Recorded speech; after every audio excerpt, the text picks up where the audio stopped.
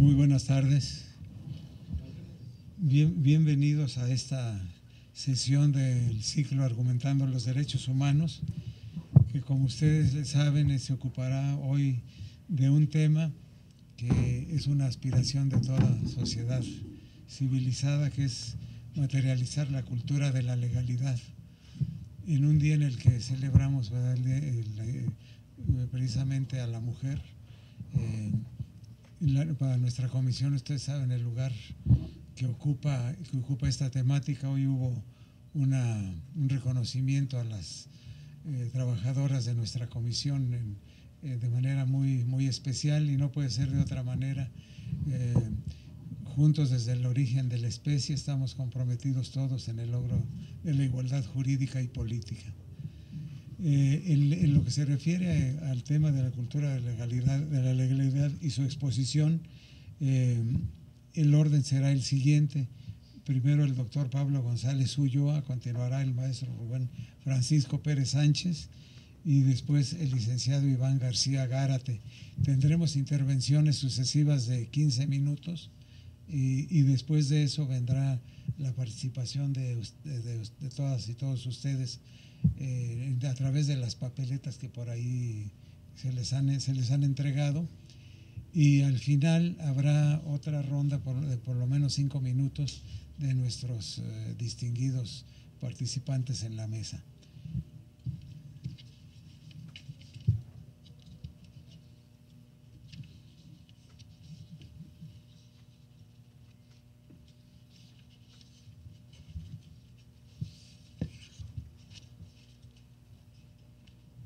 En lo que se refiere al doctor Pablo Armando González Ulloa, que inicia esta participación, él es doctor en Ciencia Política por la Facultad de Ciencias Políticas y Sociales de nuestra universidad.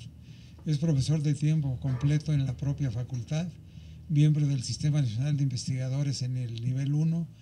Recientemente se le otorgó el reconocimiento de distinción Universidad Nacional para Jóvenes Académicos. Ha escrito varios libros y coordinado otros, así como es autor de diversos artículos para revistas académicas especializadas. Actualmente es miembro del Consejo Técnico Consultivo de la Comisión de Fomento de las Actividades de las Organizaciones de la Sociedad Civil. Tiene la palabra, doctor.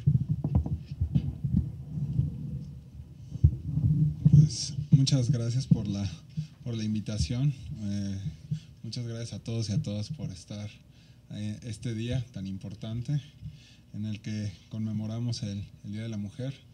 Y bueno, desafortunadamente, estas ponencias no serán específicamente sobre cuestiones de género, pero bueno, al final la cultura de la legalidad es un punto fundamental para también fomentar un respeto hacia los derechos de todos y de todas.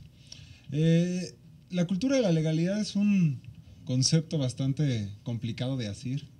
Como ustedes lo han escuchado, hoy todo el mundo habla de cultura de la legalidad, ¿no? Estamos ante un gran problema de corrupción, y entonces decimos, bueno, el Estado de Derecho, la cultura de la legalidad, hablamos constantemente del respeto a las leyes, de cómo podemos cambiar a nuestra sociedad, y generalmente en México estamos acostumbrados a tener muy buenas leyes, ¿no? O sea, y entonces pasa algo y entonces, bueno, pues ahora ¿qué vamos a reformar, no? Vamos a reformar esta ley. Y entonces, bueno, sí, vamos a establecer una nueva ley para garantizar los derechos de bla, bla, bla. Pues realmente, ¿cómo llevamos estas leyes? Digamos, un punto básico es cómo las llevamos, las institucionalizamos. Y la segunda cuestión es, ¿realmente estamos preparados para respetar estas leyes? ¿Las conocemos? O sea, esa es una cuestión básica, ¿no? O sea, nosotros tenemos marcos jurídicos de avanzada, somos referencia, incluso en transparencia, ¿no? A nivel de Latinoamérica, somos punta de lanza, ¿no? O sea, la mayoría de los países latinoamericanos han copiado nuestro marco jurídico, ha sido una referencia clara, pero realmente está funcionando de manera adecuada. Realmente las personas conocen todo este andamiaje jurídico y lo estamos ejerciendo de una manera adecuada. Esa es una de las preguntas que voy a ir desglosando a través del texto. Entonces voy a leer algunas cuartillas y voy a ir reflexionando a partir de ciertos puntos. La reforma judicial de 2008 es un punto de inflexión en el sistema de justicia en México. Una de las principales demandas de la sociedad es el tema de inseguridad y por lo tanto la impartición de justicia se encuentra intrínsecamente ligada. Por lo tanto, sin un sistema de justicia adecuado no se puede pensar en la mejora de los índices de seguridad y de confianza en las instituciones. Sin embargo, este trabajo piensa ir más allá. Si bien se tocará el tema de la reforma de manera general, también se hará énfasis en un elemento que debe ser sustancial a la misma, el cual es la cultura de la legalidad, ya que por más perfecto que se vuelva un sistema de justicia, si las personas no están en la disposición de respetar las leyes, el sistema de la ilegalidad seguirá reproduciéndose al grado de anular cualquier avance en la materia, cualquier avance en materia legal. Ante lo mencionado, el punto central de esta ponencia es entender la cultura de la legalidad como elemento fundamental para garantizar un adecuado funcionamiento del Estado de Derecho, en el cual las leyes sean respetadas por los ciudadanos a partir del convencimiento de que la legalidad conviene a la sociedad en general y que sin esta es más complicado que cualquier sociedad avance, ¿no? Al final, la cultura de la legalidad es un punto básico para descomplejizar social, ¿no? Como bien lo diría Luhmann. Para que la democracia se consolide como sistema de gobierno es necesario que la sociedad presente un respeto permanente a las leyes que ella misma impone por consenso. De lo contrario, la convivencia pacífica y armónica entre los individuos solo quedará en un ideal imposible de realizar. Para que una democracia se fortalezca, la cultura de la legalidad que coadyuve al fortalecimiento del Estado de Derecho es una parte fundamental también, ya que son la base del ejercicio pleno de derechos, así como de las obligaciones. No obstante lo anterior, existe la posibilidad de que toda ley impuesta por la sociedad genere inconformidades en algunos grupos, y esto es totalmente normal cada vez en sociedades más plurales en las que se debe dar cabida a todos. Al final, ese es uno de los mayores retos a los que se enfrentan las democracias actuales, ¿no? Cómo enfrentar esta pluralidad a nivel, ustedes que están en la comisión, bueno, algunos de ustedes que están en la Comisión Nacional de Derechos Humanos se dan cuenta constantemente, ¿no? O sea, cómo es esta representación de una gran diversidad de grupos, ¿no? Anteriormente lo que nosotros teníamos es un sistema legal, bueno, digo, todos somos iguales ante la ley, pero que no diferenciaba entre los distintos grupos, ¿no? Y ahora ya cada vez tenemos un sistema legal que defiende derechos específicos de cada uno de los grupos. Es importante que para enfrentar el reto de la pluralidad haya los adecuados canales de participación para realizar las reformas necesarias de manera democrática al ordenamiento jurídico en apego a las instituciones.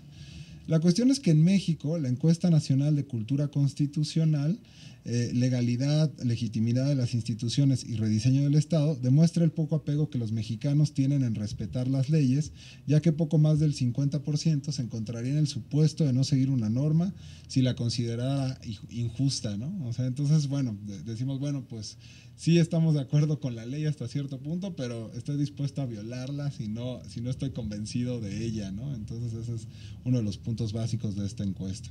La cultura de la legalidad la define Roy Godson como el conjunto de valores, creencias, costumbres y conductas colectivas que permiten al promedio de una sociedad percibir la vida bajo un sistema que garantice la igualdad de los ciudadanos ante la ley y que es conveniente para sus intereses, su progreso y para el mejoramiento de su calidad de vida.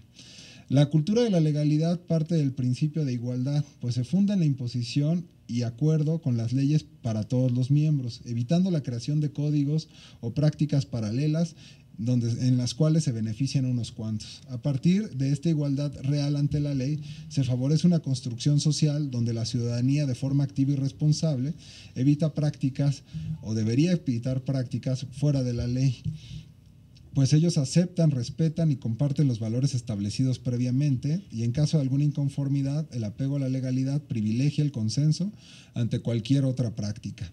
La cultura de la legalidad en México, por lo tanto, es una herramienta fundamental para la solución de los problemas que enfrenta el país, dado el escenario que vive nuestro país de inseguridad y de muchas otras cosas que ha propiciado que se vean afectadas la economía, el tejido familiar y social del país, prevaleciendo una reducción en la capacidad de las familias de atender a sus miembros. Para que las instituciones en nuestro país funcionen efectivamente, deben basar su funcionamiento en las leyes y para ser legítimas deben ser reconocidas por los ciudadanos.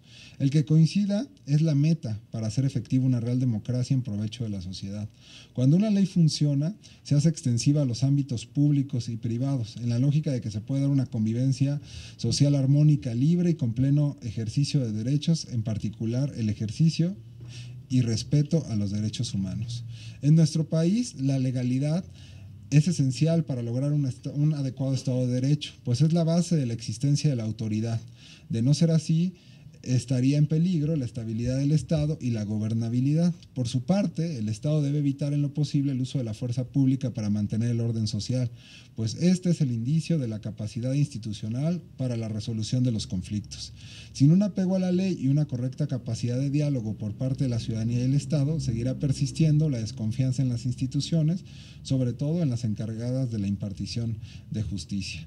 Entonces, bueno, nosotros tenemos que cómo es esta correspondencia entre la cultura de la legalidad y el Estado de Derecho, ¿no? Entre todo este sistema legal que está cobijando al Estado o que hace cumplir el Estado.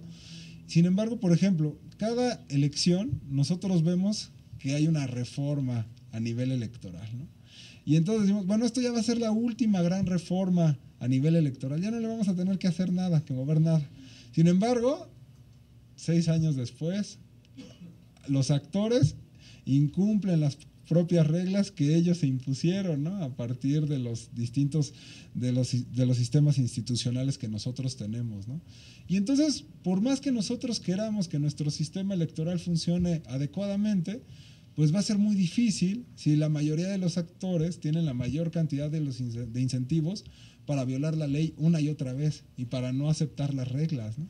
Y entonces, de la misma manera, a nivel social también tenemos esta cuestión, ¿no? O sea, cómo nosotros convencemos a la ciudadanía de que acepte que cumplir con las reglas nos conviene a todos, ¿no? Y es algo a lo que no hemos llegado, ¿no? O sea, esta cultura de el que no tranza no avanza, ¿no? Y entonces, por ejemplo, cuando se les pregunta a los ciudadanos, no recuerdo exactamente la encuesta, pero la pregunta específica es, ¿por qué usted no paga impuestos? Y entonces, pues porque si yo pago impuestos me veo como un tonto, ¿no? O sea, o porque al final de cuentas la otra persona me sanciona si yo pago impuestos.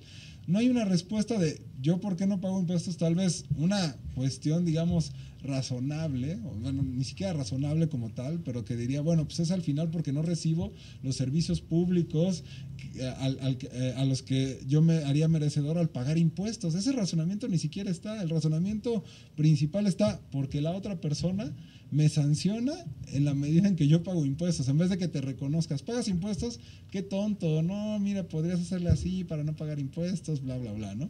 Y entonces, bueno, voy a hablar un poco sobre esta cuestión del sistema de procuración de justicia. El que el sistema de procuración de justicia funcione de manera adecuada en un país es un punto sustancial para garantizar el respeto de los derechos humanos y para generar la confianza institucional que es necesaria para el desarrollo de la gobernabilidad de manera adecuada.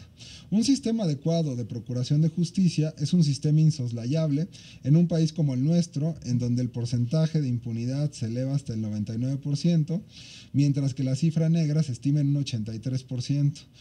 Por lo que esto nos puede dar una referencia sobre la magnitud en materia de justicia que enfrenta México, ¿no? Pero bueno, o sea, por un lado tenemos un sistema de justicia deficiente y por el otro lado también tenemos ciudadanos que no están comprometidos con cumplir las leyes, ¿no? Y no están comprometidos también.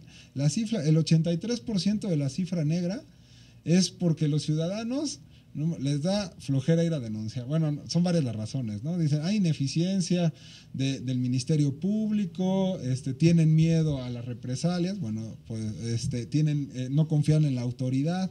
Y entonces son estas cuestiones, pero al final, si a alguien le roban algo en la calle, dice, bueno, pues ¿para qué voy a ir a denunciar, no? Y entonces al final las personas no asumen su compromiso ciudadano, ¿no?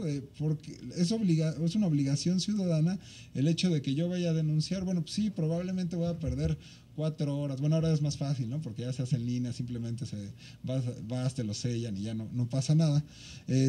Pero sin embargo, o sea, las personas dicen, no, prefiero no ir a denunciar, ¿no? Qué flojera, solo pierdo el tiempo, no confío en la autoridad. Y al final terminan evadiendo esta responsabilidad ciudadana con el sistema de justicia. La reforma de 2018 es un punto básico, o tendría que ser un punto básico para mejorar el sistema de justicia, pero también implica llevar a cabo un cambio cultural, no solo por parte de las autoridades, sino también de la sociedad en general. Por otra parte, los gobiernos generalmente no invierten en programas de prevención ni en programas de difusión de difusión de la cultura de la legalidad, debido a que esto no atrae votos de manera inmediata y el mensaje que más se premia ante la sociedad es el de la justicia inmediata, aunque esto en México ha cambiado. Para modificar lo anterior, en la pasada reforma, la prevención se eleva a rango constitucional, quedando plasmada en el artículo 21 de nuestra Carta Magna. ¿Por qué es importante esto? Porque, bueno, tendríamos que cambiar el chip de la sociedad, tendríamos que fomentar una cultura de la legalidad, una cultura de la prevención. Es un momento muy importante para que las personas estén comprometidas con el cumplimiento de las leyes y las normas, y también con una cultura de la denuncia, ¿no? En el que, digamos, no tenemos miedo a denunciar, si vemos a alguien que está haciendo alguna mala acción, lo vamos a denunciar, ¿no? O sea, desde el espacio más pequeño, porque nosotros pensamos la cultura de la legalidad también de, bueno, pues, ¿quiénes incumplen con las leyes? Sí, los políticos corruptos, ¿no? O sea, sí, los que se roban el dinero. Y nosotros como ciudadanos no nos vemos parte de este proceso.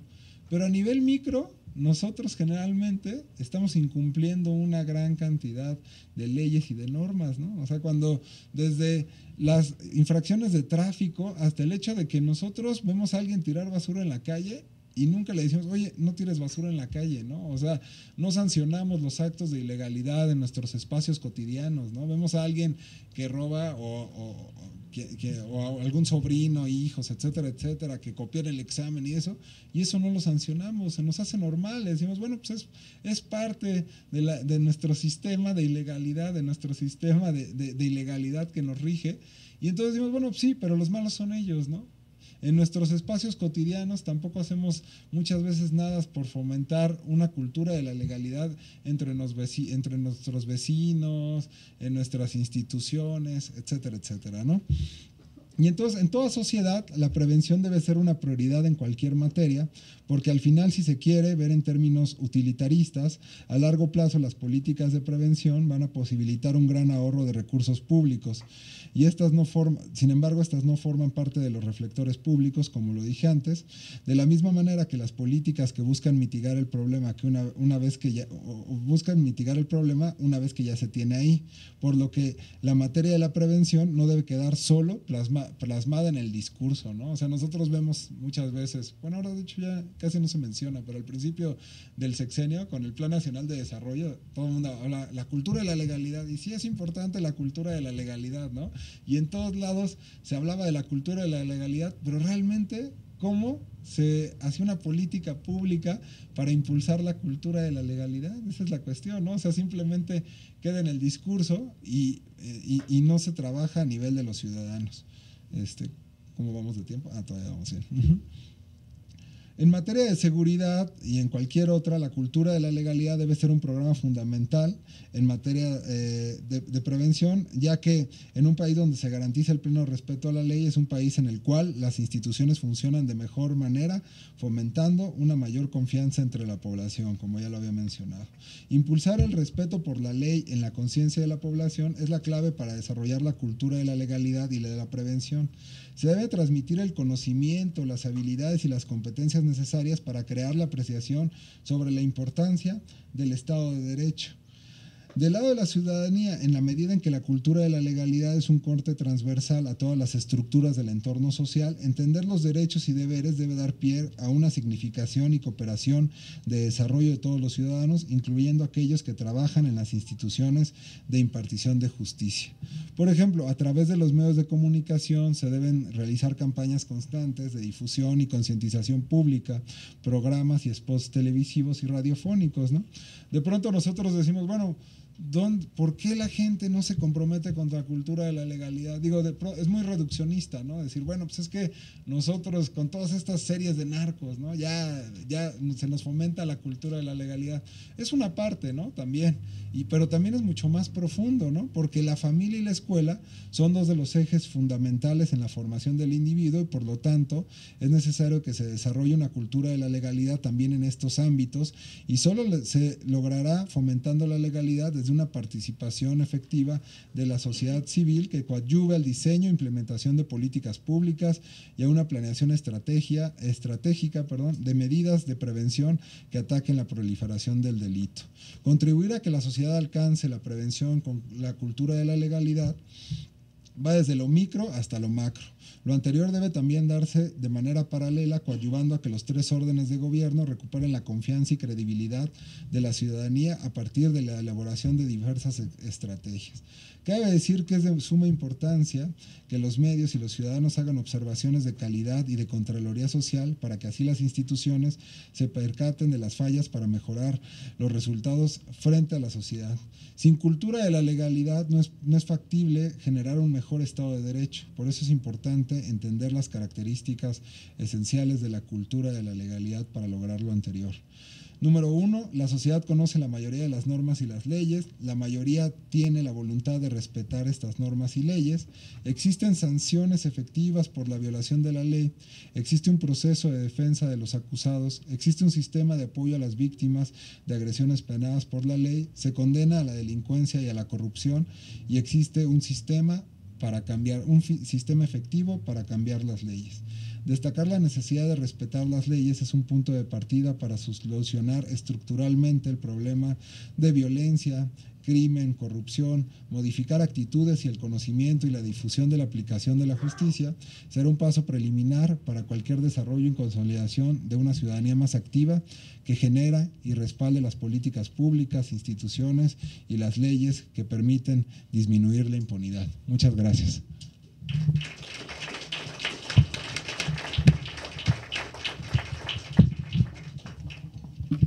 Muchas gracias, doctor.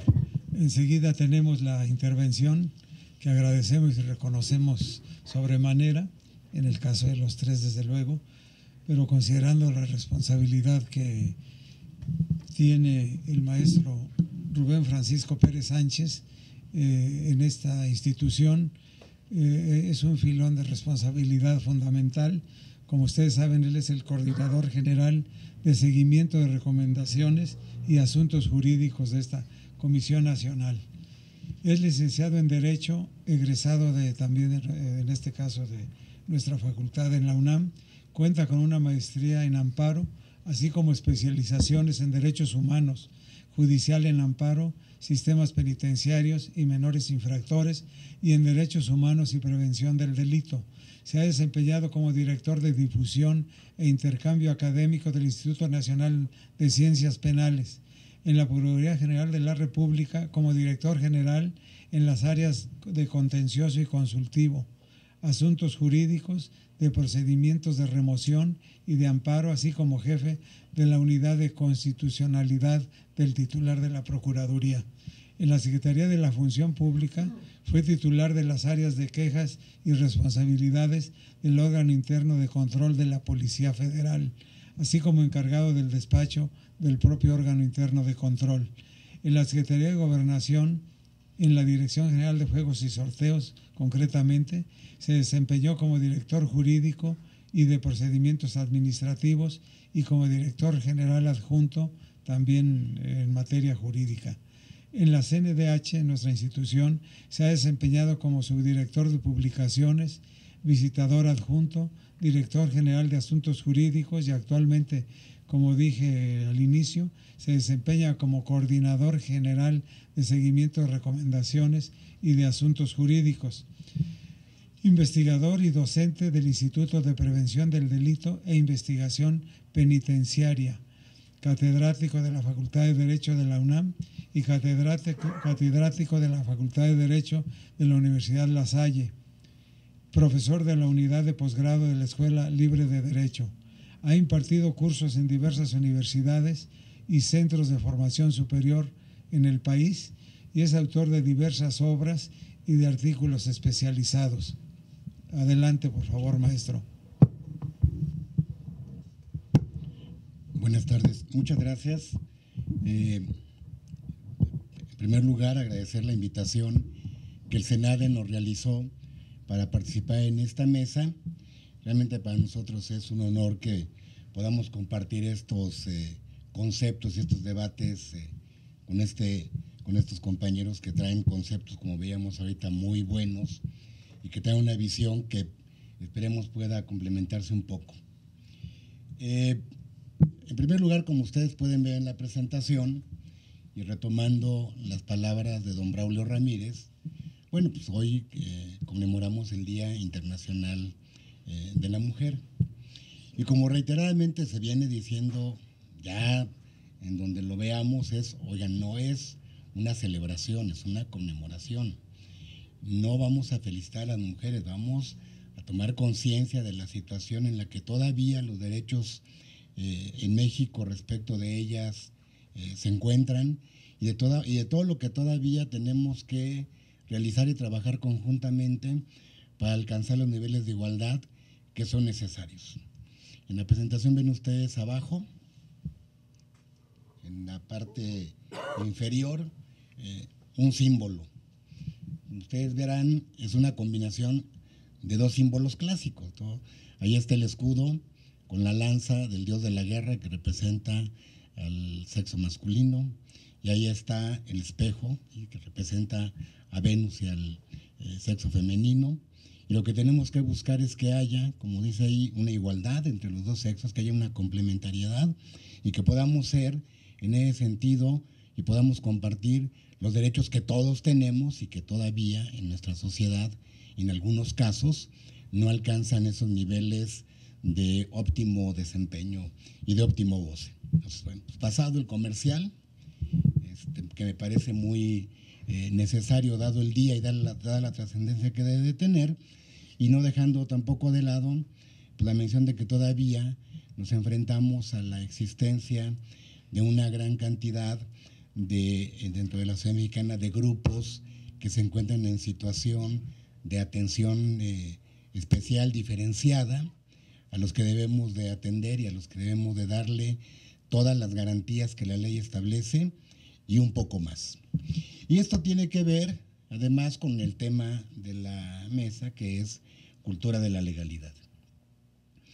Ya hacía Pablo González una mención acerca de qué debemos entender por cultura de la legalidad, cómo debe conceptualizarse, y efectivamente no es un tema que resulte sencillo de referirse en unas cuantas palabras y en un momento.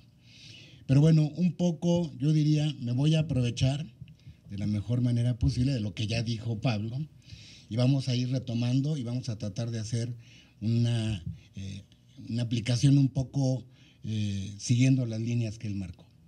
¿Qué es la cultura de la legalidad? Bueno, pues, por supuesto, en el centro vamos a tener siempre a la persona. La persona es, digamos, en un concepto clásico y positivo, es el centro de imputación de los derechos y las obligaciones de la norma jurídica. En el centro encontramos siempre a la persona.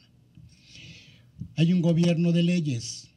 La ley, como se mencionó, debe ser el punto de referencia y debe ser la línea que marque la actuación de toda la sociedad. Esta ley, en ese mismo sentido, debe socializarse. ¿Qué significa? Y a lo mejor aquí el enfoque es muy sociológico. Bueno, significa que la ley tiene que pertenecer a la sociedad, debe estar inmersa en la sociedad y la sociedad debe conocerla y debe usarla y debe tenerla como el punto de referencia de la actuación que lleva a cabo. En ese sentido, la ley tiene que tener la capacidad de estar haciendo la regulación que la sociedad necesita. No podemos pensar en una ley que se genere y que vaya en contra de los intereses de la sociedad. Entonces, la ley tiene que responder a las características de la sociedad y debe tener la capacidad de conducir a esta sociedad dentro de los cauces institucionales y los principios que establezca la Constitución y las políticas públicas que al efecto se establezcan. Pero también debemos ver que la norma, la ley decíamos en ese momento, debe de regular lo que la sociedad es. Pero también la ley debe conducir la actuación de la sociedad. Porque de pronto la ley debe tener la capacidad de prever los fenómenos sociales que se van presentando y debe tener la capacidad de entenderlos y conducirlos. Pero también ocurre que en algunas ocasiones los fenómenos se dan más allá de lo que la ley establece. La imaginación del ser humano va mucho más allá de lo que nosotros creemos, y en muchas ocasiones esta capacidad de creatividad que tenemos rebasa los estándares que la ley establece. Y entonces la ley debe tener la capacidad de responder a esos cambios y debe irse adecuando a la forma en la que la conducta va evolucionando.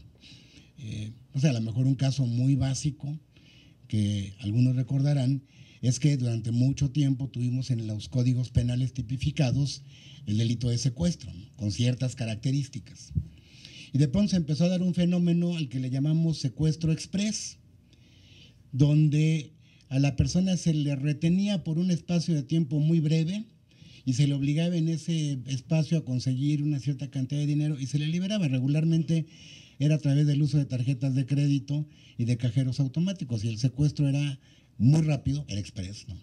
Y de pronto encontramos que ese tipo de conducta no encajaba en la descripción típica del delito de secuestro, ¿no? Entonces, decía, la imaginación de lo que hacemos desbordó lo que la ley establecía. Entonces, este punto efectivamente va en ese sentido. La ley debe tener la capacidad de adecuarse también a la conducta que la sociedad va estableciendo. 4 principios fundamentales que debemos de considerar para hablar de cultura de legalidad. ¿Qué es lo que ocurre con la cultura de legalidad? Teniendo en cuenta, retomando la línea que marcaba Pablo, en ese sentido vamos en la misma dirección. Bueno, legalidad identificado fundamentalmente como la actuación que llevamos a cabo conforme a la ley. Y entonces la ley es el marco y el parámetro de actuación de la sociedad. Si actuamos dentro de los esquemas de legalidad, vamos a llegar a otra gran aspiración, que es la de la justicia.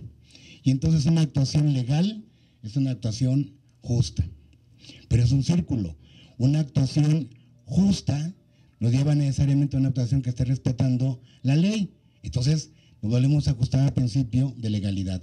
Y en este esquema, entonces, legalidad lo identificamos con ley, legalidad y ley en esa simbiosis como justicia, y la justicia dentro de la actuación de la sociedad y de la autoridad, por supuesto, traducida como legalidad. Y ahí tenemos una sociedad feliz, ahí tenemos todo funcionando como debe ser, todos actuamos en el margen y en el marco de lo que la ley establece, y vivimos en paz y en felicidad. Bueno, ya veíamos un poco también hace un momento que de pronto las cosas no corresponden completamente a este esquema. ¿Por qué? Porque hay una serie de factores reales en la sociedad, de factores reales de poder, de factores reales de la actuación de las instituciones, que hacen que estas conductas sociales e institucionales no coincidan plenamente con lo que la ley establece. Vamos a agregar un par de puntos aquí y vamos a referirnos a una reforma diversa a las que ya refería Pablo hace un momento. Vamos a 2011. Hay un par de reformas fundamentales a la Constitución en ese año. Una de ellas se refiere al tema de amparo, hay una reforma fundamental en materia de amparo, y hay una en materia de derechos humanos. En materia de derechos humanos vamos a referirnos a 3 principios básicos: bloque de constitucionalidad, control difuso y principio de protección. A ver, dijimos que si tenemos la ley, tenemos que actuar conforme a la ley, y que la ley está ahí como la máxima de conducción de la conducta dentro de la sociedad para la actuación tanto de la autoridad como del particular. ¿Qué ocurre si de pronto encontramos que existe nuestra ley y que existe nuestra Constitución y que hay una discrepancia entre ambas? O que tenemos nuestra ley y tenemos nuestra Constitución y tenemos alguna convención internacional de la que nuestro país forma parte que marca una discrepancia adicional. Bueno, lo que dice ahora en nuestra Constitución, en el artículo 1, es que existe algo a lo que hemos llamado bloque de constitucionalidad. ¿Cómo integramos este bloque de constitucionalidad? Dice la Constitución, tenemos a la misma ley suprema, tenemos los tratados internacionales que México ha celebrado conforme al procedimiento establecido en el artículo 133 y que forman parte íntegra del derecho mexicano, y tenemos además una serie de principios internacionales que ya nos obligan. Recuerden que México ha venido adoptando ya una serie de jurisdicciones internacionales. Primer punto a plantear entonces, la ley ya no la vamos a entender exclusivamente como este cuerpo normativo de una cierta cantidad de artículos plasmado en un código o una ley. Para poder hablar de cultura de legalidad y de ajustarnos a la legalidad y a la ley, por ley vamos a entender ahora este bloque de constitucionalidad.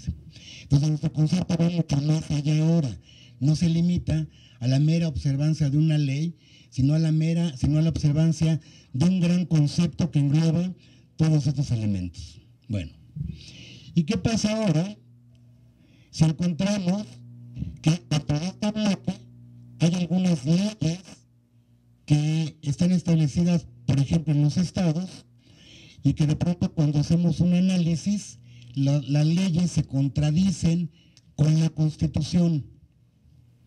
Tenemos que respetar la ley, ¿no? Es lo que dice el principio de legalidad. Tenemos que actuar conforme a lo que establece la ley según el principio de legalidad. Pero, si la ley es contradictoria con la Constitución, ¿qué hacemos entonces? ¿No? Bueno, acudimos de nueva cuenta a lo que establece nuestro texto constitucional y vamos a ver que cuando esos supuestos se dan en la aplicación de la ley, en el orden local, que hay leyes que se contradicen con la Constitución, el juez local debe preferir la aplicación de la norma suprema por sobre la ley ordinaria. Debe preferir la aplicación de la Constitución y de los principios que establecen los tratados internacionales respecto de las leyes locales. Entonces, ya no estamos exactamente ante la aplicación y cumplimiento de la ley. Tiene que haber un principio de ponderación en el juez respecto de lo que está revisando de la norma. Esto es muy nuevo, nos sigue generando muchos problemas. Recuerden ustedes que hasta antes de la reforma de 2011, el artículo 133, que es el que establece este principio del control difuso, respecto de que los jueces locales deben preferir la aplicación de la Constitución Federal por sobre sus leyes locales, y que ha estado así desde 1824 en nuestras constituciones, había sido interpretado por la Corte como que los jueces locales cumplían con este control difuso cuando su actuación la ceñían a lo que señalaban sus propias normas y le quitaban a los jueces locales en la Corte la posibilidad de hacer estos análisis de ponderación respecto de la Constitución. Entonces, ahí sí nos enfrentábamos al concepto tradicional y clásico de cultura de legalidad. Hay una ley, juez, ajústate a esa ley, y al ajustarte tú a la ley, estás cumpliendo con la Constitución, aunque la ley no sea claramente conforme a la Constitución. A partir de 2011, después de la interpretación que la Corte ha realizado, ahora ya los jueces locales recuperaron esa función y ya pueden llevar a cabo este tipo de control difuso. Entonces, cultura de legalidad apegada totalmente a lo que la ley dice, nos empieza a generar de nueva cuenta aquí un gran cuestionamiento. Tercero, tenemos leyes que regulan un mismo hecho y encontramos que estas leyes no son coincidentes. Es más, establecen principios encontrados, establecen principios contradictorios. Legalidad significa que tengo que aplicar la ley. Si tengo dos leyes que se encuentran, entonces ¿cuál voy a aplicar? Me enfrento a un nuevo dilema. ¿Qué es lo que debo hacer entonces ahora? Bueno, según este diagrama, lo que tenemos que hacer es que de nueva cuenta debe quien está aplicando la ley hacer una ponderación y de esa ponderación determinar cuál de las dos leyes que regulan el mismo acto establece la mejor regulación y el más alto nivel de protección para la persona. Y esa es la que debemos de aplicar, es el principio pro persona. Toda estos tres principios que ahora señalamos y que debemos tomar en cuenta al momento de que vemos la ley e interpretamos la ley, tienen que estar adicionalmente bajo el tamiz, bajo el enfoque de los derechos humanos. Tenemos aquí una reflexión. En los últimos años hemos presenciado cambios sustanciales en las distintas disciplinas del derecho. Nuevas leyes, profundas reformas en las existentes, así como distintas formas de interpretarlas y aplicarlas. Además, se han producido transformaciones en las instituciones, muchas, y han aparecido otras, como son los organismos constitucionales autónomos. Recordemos que uno de los organismos autónomos, digamos ya de mayor tradición, pues va a cumplir 27 años apenas, ¿no? Entonces, es muy, muy joven aún y todavía está en estos procesos de consolidarse dentro del sistema jurídico mexicano. ¿Qué debemos ver entonces en cultura de legalidad ahora? Con este esquema que deriva del nuevo contenido constitucional y con este nuevo esquema que deriva de la visión de los derechos humanos que son transversales en todo el sistema jurídico mexicano, tenemos que ver ahora que esta cultura de legalidad debe estar enfocada a que los ciudadanos se conviertan en la razón de ser del gobierno y agregamos elementos que tienen que ver con gobernabilidad y participación de la sociedad y que sus derechos tengan primacía sobre la actividad gubernamental. Que la ley se aplique por igual a todos, sin distinción ni privilegios. El gobernar con rectitud requiere situarse en la objetividad de la ley y apartarse de subjetivismos generosos para unos e implacables para otros. Y que se debe velar por el Estado de Derecho, el Estado democrático de Derecho al que se refería Pablo ya de manera muy reiterada, y se debe fomentar a partir de ese Estado de Derecho y del principio de los derechos humanos la cultura de la legalidad. Y nos enfrentamos ahora a un gran paradigma también, porque venimos hablando de derechos humanos y un punto que se plantea de manera recurrente es, esperen, es que los derechos humanos son para defender a los delincuentes. Los derechos humanos tienen que estar en todos, pero nada más son para los delincuentes. Y entonces, el paradigma de la aplicación de la ley, del respeto a los derechos humanos y la defensa de los delincuentes. Debemos sostener que la ley no se aplica porque los derechos humanos opongan a ello. Eso es una mentira. Es una excusa de la autoridad ante la falta de la respuesta adecuada a la realidad que existe. Si la autoridad estuviera en la capacidad, que también es un concepto que ya se manejó anteriormente, de la capacidad de la aplicación de la ley en los términos que ésta establece y con pleno respeto a los derechos humanos, muchos de los paradigmas a los que nos enfrentamos en ese sentido no existirían. El cumplimiento de la ley empieza y se consolida, dice esta otra cita, en las acciones diarias. Es una actitud constante, es una conducta permanente de cada persona.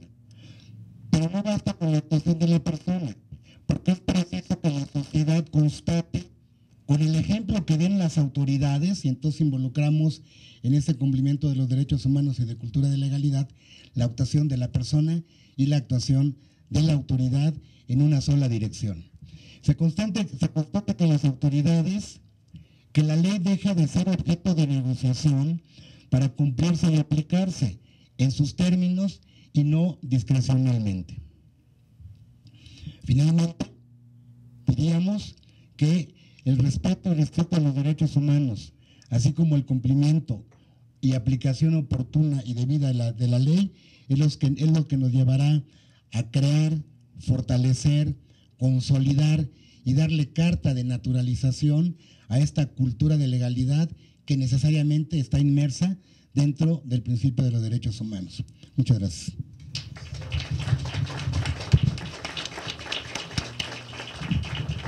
Muchas gracias a ti, Rubén. Ahora vamos a leer la semblanza curricular del licenciado Iván García Gárate, que él, como vamos a ver, también parcialmente es Puma. Bueno. El licenciado Iván García Gárate, es licenciado en Ciencias Políticas y Administración Pública por la UNAM y licenciado en Derecho por la Universidad Iberoamericana. Tiene estudios concluidos de maestría en estudios políticos y sociales dentro del programa de posgrado de la UNAM. De 2015 a 2017 fue catedrático de la Universidad del Claustro de Sor Juana en el Colegio de Derechos Humanos y Derecho como profesor de investigación y profesor de asignatura. En nuestra máxima casa de estudios trabaja desde 2004 como profesor de asignatura en las materias de Derecho Constitucional, Derecho, Estado y Sociedad y Sociología Jurídica. De 2004 a 2015 laboró en la Universidad Iberoamericana en el Departamento de Ciencias Sociales y Políticas como profesor de la materia Teoría del Estado. De 2006 a 2007 fue catedrático en la Universidad Autónoma de la Ciudad de México, Programa de Educación Superior en Centros de Reintegración Social en las materias de Derechos Humanos y Teorías del Estado. Fue miembro del equipo de investigación en el nuevo arreglo institucional desde las prácticas de los operadores jurídicos, la reforma de justicia penal en Morelos, proyecto de investigación PAPIT, que es un programa de estímulos de la UNAM, en la Facultad de Ciencias Políticas y Sociales de la propia Casa de Estudios. De 2013 a 2015 formó parte del proyecto de investigación también PAPIT en la Facultad de Ciencias Políticas y Sociales en el Sistema de Justicia en México, Reformas y Prácticas Sociales. Ese fue el proyecto. Adelante, Iván, por favor. Gracias. Muchas gracias. Es un placer para mí el poder estar aquí con ustedes. Agradezco mucho la invitación del Senade en lo personal y también pues de manera institucional. También para mí es un gusto poder desde la Comisión de Derechos Humanos del Distrito Federal también tener estos espacios de colaboración, estos espacios de trabajo conjuntos con la Comisión Nacional de los Derechos Humanos. Entonces, de verdad, les agradezco la invitación que se haya hecho y ojalá que podamos ir construyendo más estos espacios de discusión y de análisis. También me sumo a estos comentarios que se han hecho respecto al Día Internacional de la Mujer. Si se permite un poco, yo supondría que el día de hoy no hay ninguna mujer aquí en el podio porque estaban en paro o estaban en marcha, supongo. Entonces, por esa razón es que no hay ninguna mujer aquí en el podio, porque yo supongo que si no fuera esa circunstancia, aquí también habría mujeres, porque eso es lo que tendríamos que también estar hablando justamente en estos espacios, ¿no? Y yo creo que tampoco, o sea, va bastante relacionado también, o creo que valdría, o por lo menos algún comentario al respecto, justamente hablando de la cultura de legalidad, que ubicáramos justamente, ¿no?, las demandas de un Día Internacional de la Mujer, ¿no? Entonces, muchas de ellas se refieren a la desigualdad existente entre hombre y mujer, cuando la ley, la Constitución, los tratados internacionales, pues dicen claramente que hombre y mujer somos iguales. Y la realidad es que no es eso, ¿no? Pongamos ejemplo salarial, ¿no? La brecha salarial. Es claro, ¿no? Creo que todas y todos aquí sabemos que pues, la ley, los tratados, la Constitución dice a trabajo igual, pues, es una remuneración igual, y nos damos cuenta que eso no existe y es una de las demandas por las cuales están nuestras compañeras allá afuera, ¿no? Entonces, es parte de la cultura de la legalidad, ¿no? Entonces, yo creo que también eso habría que comentar, ¿no? Entonces, una vez hecha este punto, lo que yo les propondría o lo que voy a proponer es digamos, dos momentos. Un primer momento en donde voy a plantear algunas ideas un poco teóricas relacionadas con la cultura de la legalidad, y luego ya como una cuestión un poco práctica de la cultura de la legalidad en México, para ver si podemos cerrar estos dos elementos, sumando a lo que ya el doctor Pablo González y el maestro Rubén Francisco Pérez ya nos habían estado comentando, ¿no? Entonces, así lo voy a plantear. Voy con esta primera parte, este primer acercamiento un poco teórico, ¿no? Aunque resulte igual de repente ya a estas alturas un lugar común, ¿no? Voy a remitir a uno de los autores más importantes en el tema de derechos humanos y cultura democrática, que es Luigi Ferrajoli, ¿no? Y remito a él porque a mí me gustan dos textos en los cuales yo encuentro que ahonda un poquito más en esta idea de la cultura de la legalidad, y voy a plantear un poco las ideas que ahí se mencionan, ¿no? En el texto de Derechos y Garantías, la ley de más débil, del más débil de Luigi Ferrajoli, que es un texto con 5 ensayos más o menos, el primer ensayo que él habla justamente de el derecho como un sistema de garantías.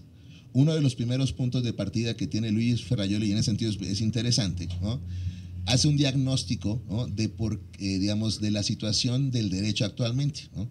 Un poco la idea que él sostiene en este primer capítulo es que, derivado de una crisis del derecho, ¿no? De una crisis de la razón jurídica, es que es importante replantear el modelo positivista de derecho que normalmente tenemos, y a partir de ello es que él empieza a hacer esta propuesta de un modelo garantista, justamente. Dice, porque hay que cambiar un poco la dinámica de esta cultura paleopositivista, así le refiere él, ¿no? Como ese positivismo tradicional, formalista, antiguo, ¿no? Y cambiarlo como hacia un sistema de garantías. ¿Y por qué es esto? ¿O por qué hace esta propuesta Luigi Ferrajoli? Lo que nos dice en ese texto es que él encuentra que hay, al día de hoy, por lo menos 3 crisis del derecho, ¿no? Una es la crisis de legalidad, una es la crisis del Estado-Nación y otra es la crisis del estado de bienestar. Yo me voy a quedar en la primera para mencionar estos elementos, que es lo que él menciona como crisis de la legalidad, ¿no? De acuerdo con Luigi Ferrajoli, y probablemente esa es una partir de la experiencia italiana, pero que podría ser expansivo hacia otros países, él nos habla de que existe una cultura, más bien que hay una crisis de la legalidad. Y esto quiere decir que en la sociedad que él está viendo, en las sociedades occidentales, hay un desapego por la norma, hay un desapego por la ley, como que se ha dado una cultura en la cual el texto de la ley en específico ha caído en desuso. ¿Por qué? Él lo atribuye sobre todo a una cuestión de los actores estatales, ¿no? Dice, bueno, lo que significa es que quienes tienen a cargo el hacer cumplir la ley no lo están haciendo, ¿no? En esta idea de la crisis de legalidad y de corrupción, normalmente de repente planteamos, no, es que la corrupción es de 2 lados, porque si la persona, si el ciudadano está ofreciendo mordidas, entonces la autoridad. Eso es falso. La corrupción tiene un origen en los agentes estatales, ¿no? ¿Por qué? Porque el derecho supone que la sociedad, que una persona tiene un libre albedrío para decir, yo voy a faltar la ley, yo voy a omitir la ley, ¿no? Pero lo que no está esperando el derecho es que la persona que está encargada de hacer cumplir la ley diga, no, no la voy a cumplir. Ahí es donde viene el gran problema, ¿no? Si una persona se pasa el alto, pues bueno, decidió libremente pasarse el alto, ¿no? Que el policía extienda la mano, eso es de la policía. Eso no es responsabilidad de la persona que se pasó el alto, ¿no? Entonces dice, los agentes estatales han caído en esta lógica, ¿no? De un desapego total a la ley. Y entonces se ha creado una estructura paralela para resolver los asuntos que tienen que ver con temas jurídicos. Yo tengo este camino que me marca la ley, pero lo que ha generado esta crisis de la legalidad es que se ha generado una vía paralela, y esa vía paralela es la vía de la corrupción, ¿no? Y ahí es donde se ha venido agravando, ¿no? Ferrajoli termina, o sea, bueno, sigue la línea argumentativa diciendo, bueno, esta crisis de legalidad, esta crisis del Estado-Nación y esta crisis de bienestar, que ahorita no voy a comentar tanto, tienen un grave riesgo, ¿no? Porque el riesgo es que se caiga en una crisis de la razón jurídica, ¿no? De la razón de existencia del derecho. Y ahí ubicamos justamente que autores como Ferrajoli y como Bobbio, recordemos, siempre relacionan la idea de derecho con democracia, ¿no? Entonces el problema es cuando hay una crisis de la razón jurídica, lo que tenemos a continuación es una crisis de la democracia, y ahí nos metemos en un problemón inmenso, ¿no? Bueno, dejo esto por aquí y luego ya a ver, lo retomo un poquito más adelante. La segunda referencia que quiero hacer de Luigi Ferrajoli también, porque creo que hace sentido en lo que estamos diciendo, es a partir de un texto que él escribe que se llama Los poderes salvajes, ¿no? Algo sobre los riesgos de las democracias en tiempos actuales, ¿no? Entonces, ahí Ferrajoli habla de un concepto que también han retomado algunos otros autores, que él le llama desconstitucionalización o deconstitucionalización, ¿no? Y esto se refiere a un proceso mediante el cual ya no solo la ley, sino la Constitución misma ha perdido su referencia de obligatoriedad, su referencia de que se debe de cumplir, su noción de cumplimiento a partir de ello, ¿no? Dice Ferrajoli, dice, bueno, esta desconstitucionalización desde arriba, que a final de cuentas termina siendo una cuestión de falta de cultura de legalidad y de constitucional, se da, digamos, se da desde arriba y se puede dar desde abajo, ¿no? Desde arriba se refiere a las estructuras amplias y desde abajo se refiere a la sociedad, ¿no? Dice, ¿por qué se ha dado esta desconstitucionalización o deconstitucionalización, ¿no? Dice, bueno, encuentra varios elementos, yo también lo ponía ahí, o pondría, digamos, la experiencia italiana, ¿no? Recordemos, por ejemplo, a Silvio Berlusconi, ¿no? ahora recordemos un poco lo que hace Trump y otros ejemplos por ahí que puede haber a lo largo del mundo, es la omnipotencia del jefe, ¿no? Eso se ha dado en los últimos, digamos, en diferentes países, ¿no? Que el jefe, que el titular, el jefe de gobierno, y de ahí se va generando hacia abajo toda una cultura de la omnipotencia del jefe, ¿no? Igual uno trabaja en instituciones públicas, ¿no? Y llegan los nuevos titulares, ¿no? Entonces el jefe se convierte como omnipotente, ¿no? Se dice, bueno, hay una, por ejemplo, el caso de Trump, ¿no? Dice, bueno, yo soy presidente y entonces yo puedo empezar a firmar, ¿no?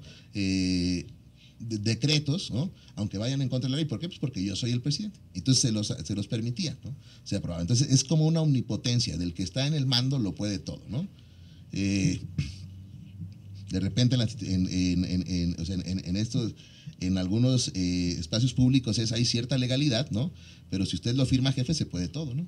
Exacto. O sea, con su firma, si usted lo autoriza, pues ya se puede, ¿no? Entonces es como esta idea siempre de la omnipotencia del jefe y se van por abajo ya todas las cuestiones de la legalidad, ¿no? Luego, el segundo punto que menciona Ferrajoli de esta desconstitucionalización desde arriba, ¿no? Dice, hay una confusión ya al día de hoy, ¿no? Entre poderes políticos y poderes económicos, ¿no? Como que ya esa distinción entre poderes como que se ha perdido, y esa distinción es muy importante, pues porque el poder económico tiene un ámbito de lo privado y el poder político tiene su función pública. Pero al día de hoy, ¿qué pasa cuando se empiezan a confundir, justamente cuando los intereses económicos se empiezan a confundir con los intereses políticos? Bueno, volvemos al caso de Trump, es un caso muy específico, ¿no? Y vean también ahí, aunque no es el ejemplo mexicano, vean toda la discusión que se ha dado a partir de que digo, no, pues mi hija puede ser mi representante para ciertos negocios, voy a proponer una reforma fiscal que beneficie a mis empresas, ¿no? Todo ese tipo de cosas. Lo que va a generar es, al final de cuentas, una confusión entre el interés económico y el interés político que se ven fusionados, ¿no? Y aquí en México lo podríamos plantear como desde esta perspectiva. ¿Quién hace al día de hoy las leyes en México? ¿No? De verdad, pensémoslo de una manera crítica, ¿no? Vemos a los 628 miembros del Congreso de la Unión acá echando el lápiz diciendo, yo voy a hacer esta ley así, así, así, así. O son estos llamados think tanks, consultorías privadas que representan ciertos intereses, que les dicen, mira, diputado, te traigo este proyecto de ley que ya está hecho, nada más lo tienes que aprobar. Entonces ahí ya viene, hay una como confusión entre estos intereses privados y entonces intereses políticos que se van perdiendo, ¿no? Otro elemento de esta desconstitucionalización es, por ejemplo, lo que también señala Ferrajoli, dice, ¿qué pasa con los partidos políticos cuando llegan al poder, ¿no? Cuando llegan al poder de los partidos, bueno, un partido político funciona en teoría, como una organización ciudadana de que está viendo cómo se está gestionando, pero de repente cuando el partido político llega al poder, entonces toma el poder como si fuera también el partido político, ¿no? Yo pondría aquí un ejemplo. Pensemos, por ejemplo, en la forma en la que de repente ciertos órganos, afortunadamente las comisiones creo que se han librado de esos nombramientos, pero pensemos en cierta forma en la cual de repente el Senado, la Cámara de Diputados designa a ciertos titulares de ciertas instituciones públicas. Muchas veces la valoración no es una valoración técnica, no es una valoración de profesional, sino es una valoración de cuotas y de cuates, ¿no? Cuota del partido político y quién es el cuate del partido político y entonces a esta persona lo nombramos en tal lugar, ¿no? Entonces ahí también hay un problema grande porque entonces también los partidos políticos pierden una responsabilidad ciudadana también que es muy importante. Y luego, las garantías de información. Una cosa que es fundamental para que la legalidad funcione es que todas las personas tengan una garantía de información. ¿Qué está pasando al día de hoy? Que a pesar de que tenemos ciertas leyes de transparencia y de acceso a la información, de repente, también por el lado del mismo Estado, se empiezan a dar una serie de situaciones. Por ejemplo, lo que establece la Ley de Seguridad Interior, que ya también la misma Comisión Nacional de Derechos Humanos lo ha dicho también las comisiones estatales y casi todo el mundo, menos el Congreso de la Unión, ha dicho de los grandes problemas que tiene la Ley de Seguridad Interior, ¿no? Entonces, y que tienen que ver mucho con la información de investigaciones, etcétera, que se van a realizar, ¿no? Ahora bien, esto es como de la desconstitucionalización desde arriba, ¿no? Desde los sectores de arriba. Pero ¿qué pasa desde abajo, ¿no? Dice, bueno, desde abajo también hay una serie de elementos que van contribuyendo a que se caiga en una desconstitucionalización o en esta pérdida de la legalidad y del valor de las leyes, ¿no? Primero que nada, la denigración del que se opone, la denigración del que disiente. Cuando hay un acto de ilegalidad, obviamente hay protesta y tiene que haber protesta, ¿no? Y una sociedad que fuera politizada protestaría. Pero ¿qué pasa normalmente en cierto tipo de sociedades, a lo mejor como el día de hoy como la sociedad mexicana? Que al que empieza a protestar, que el que empieza a ser disidente, se le hace a un lado. Ay, ya empezaron a hacer sus reclamos, ay, ahí andan allá afuera, ay, son jóvenes anarquistas, ay, son mujeres que están, lo que sea, pero al que protesta, quien disiente, siempre hay como una especie de denigración, ¿no? Al que está defendiendo la ley, a partir de un acto arbitrario. Normalmente es, ya salieron a las calles nuevamente a protestar. ¿Por qué hacen eso? Hay una denigración del que disiente, ¿no? Segundo elemento, la sociedad está totalmente despolitizada. También un poco lo que ya estaba diciendo Pablo, ¿no? También qué pasa con la sociedad. La sociedad al día de hoy está totalmente despolitizada. Y si hay una sociedad despolitizada, no hay ciudadanía. Y si no hay ciudadanía, pues obviamente los políticos van a hacer todo lo que quieran y va a haber un ámbito de cultura de ilegalidad tremenda, ¿no? El siguiente punto va ligado, que es un poco respecto de la participación ciudadana y lo que sería también la desinformación. Pensemos más en esta idea, por ejemplo. Lo poco motivada que está la sociedad mexicana respecto a las elecciones que vienen en un par de meses, ¿no? Ya la mayoría de la gente lo que quiere es que ya se acabe eso porque hay una idea de que todos los políticos son iguales. Entonces, desde ahí empiezan los problemas. Cuando empezamos a igualar todo, decir, todos los políticos iguales, ¿para qué vas a votar si todo va a seguir igual, si nada cambia, etcétera? Esto, que al final de cuentas también es una desinformación que se genera por parte de la sociedad, también termina reproduciendo un esquema en el cual pues ya la gente no participa, la gente no está enterada de las cuestiones públicas y entonces pues se deja que, digamos, el ámbito de lo público, que es donde está la ley, se pierde, ¿no? Entonces, bueno, estos son algunos de los elementos que plantea Luigi Ferrajoli respecto a esta idea de la desconstitucionalización. Pero otro autor que también lo retoma de manera importante es Boaventura de Sousa Santos en un texto que se llama La refundación del Estado en América Latina, ¿no?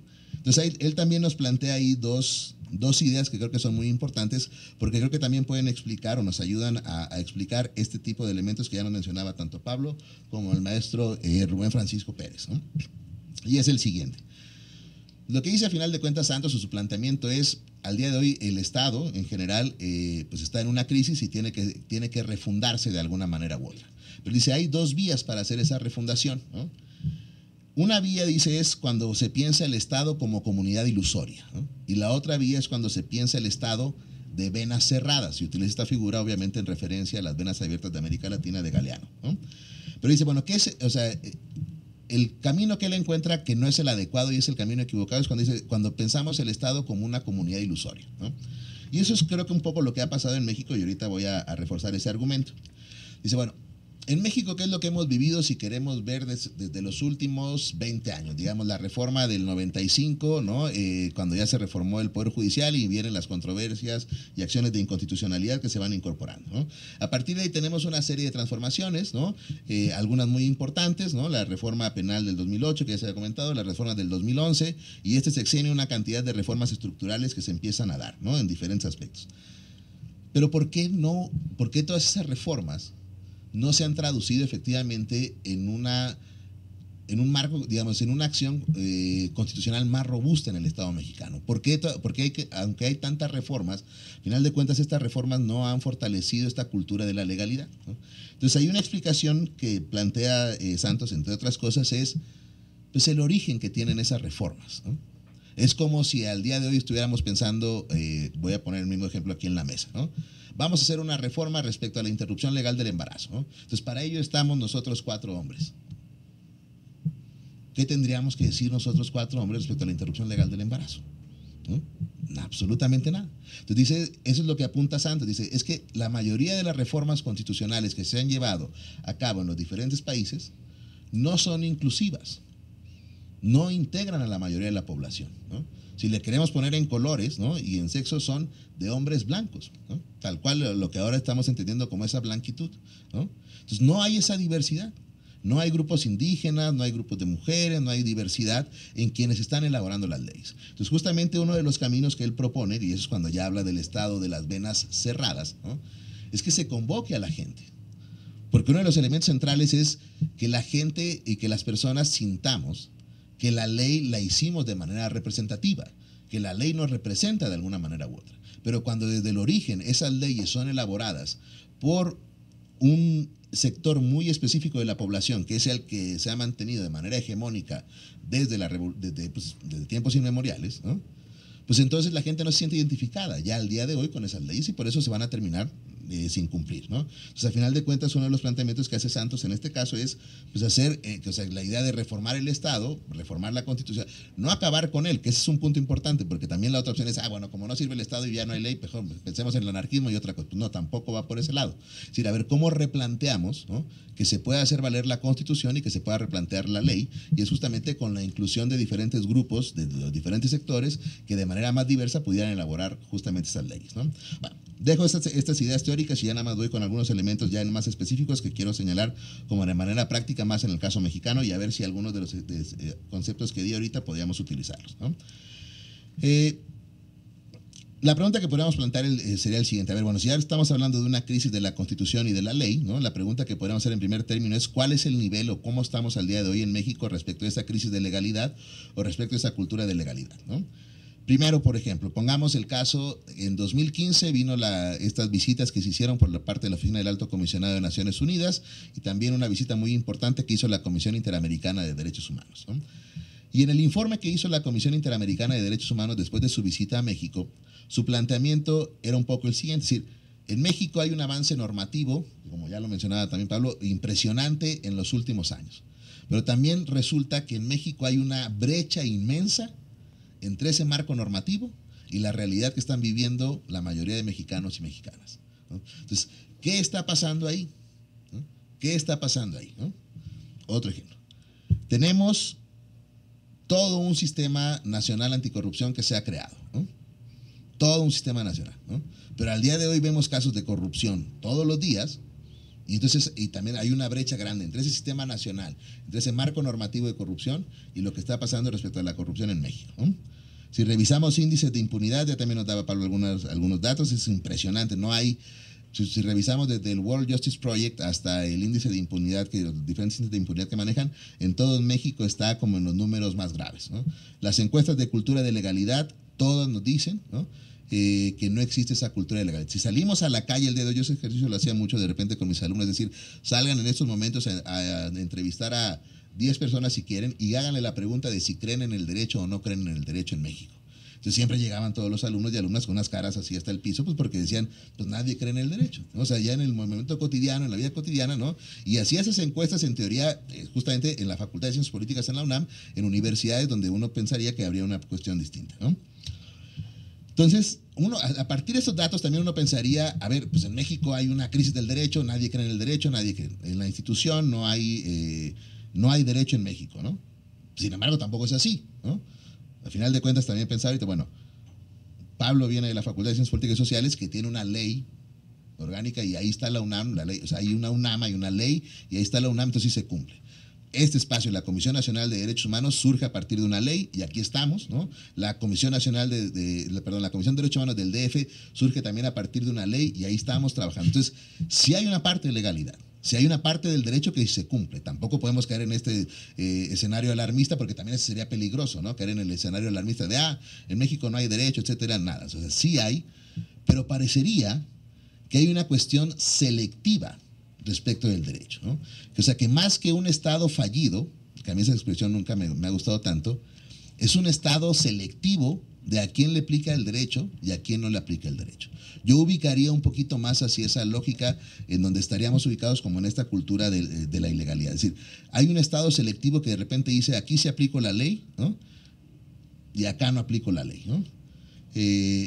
No es que sea fallido, ¿no? Sino que más bien hay una selección en cuanto a quién se le está aplicando y a quién se está aplicando.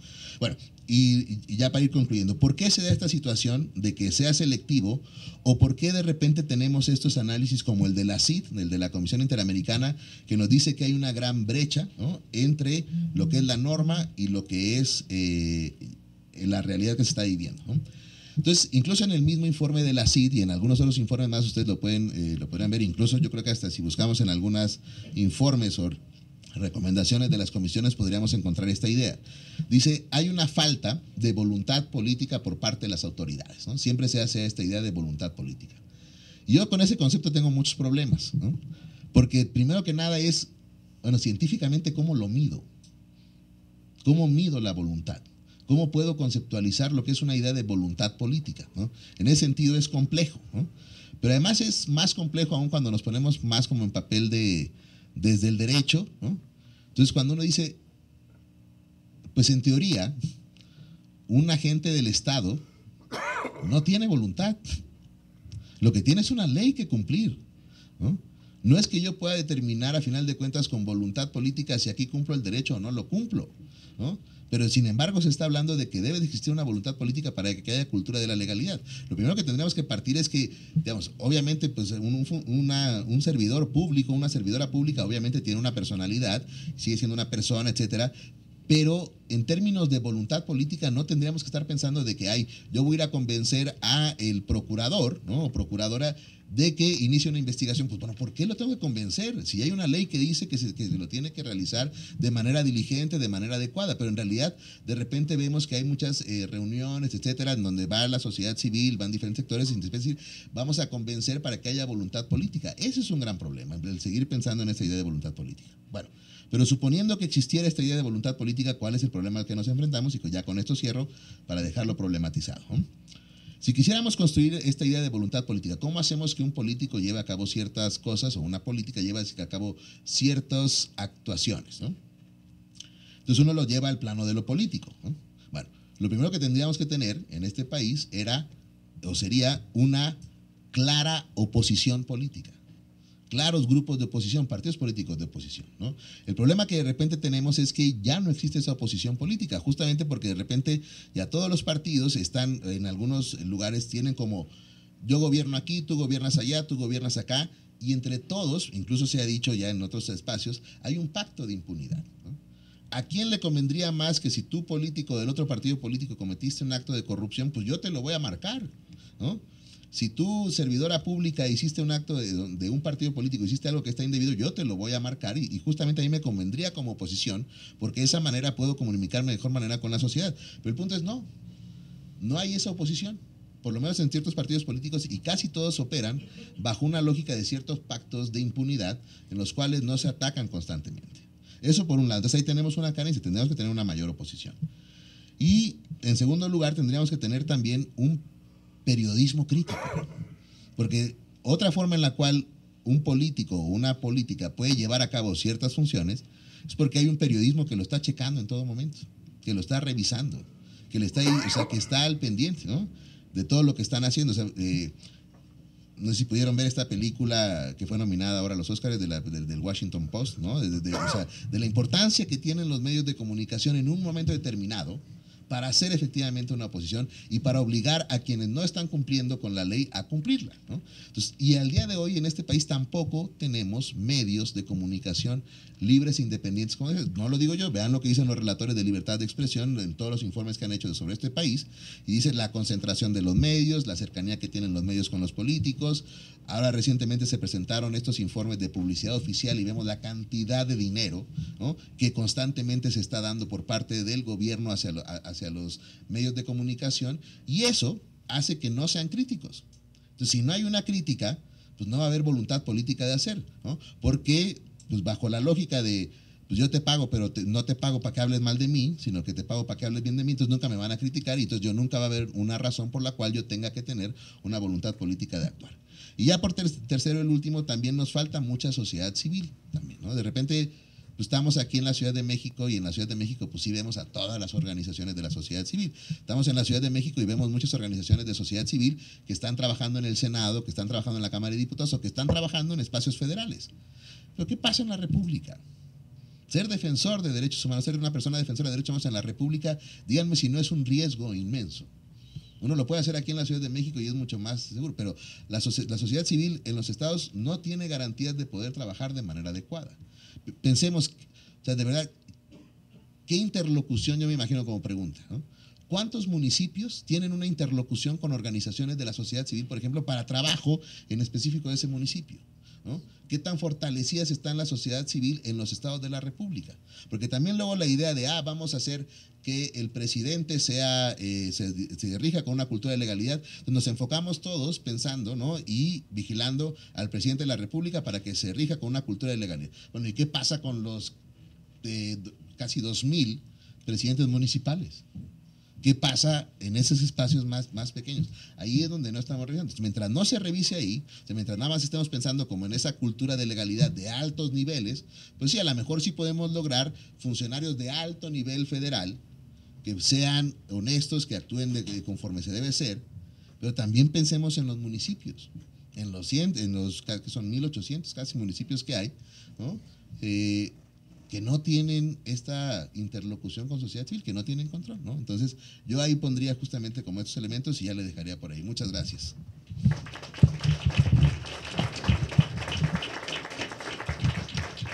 Muchas gracias, Iván. Como ven ustedes, son exposiciones que no requieren de glosa ni de resumen alguno, y es la manera de dejar la oportunidad para ustedes que a través de las papeletas formulen las preguntas que consideren prudente. Así que recibiríamos sus comentarios.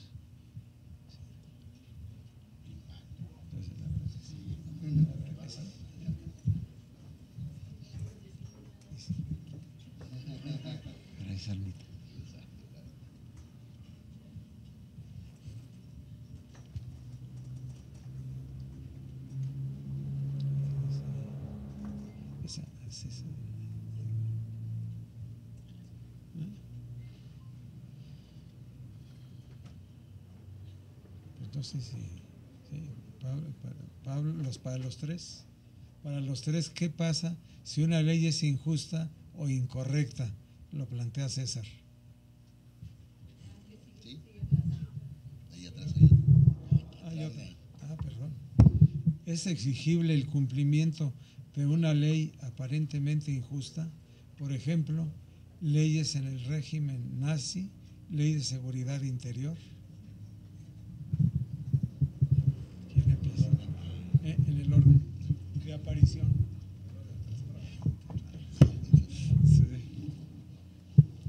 Bueno, es muy buena pregunta.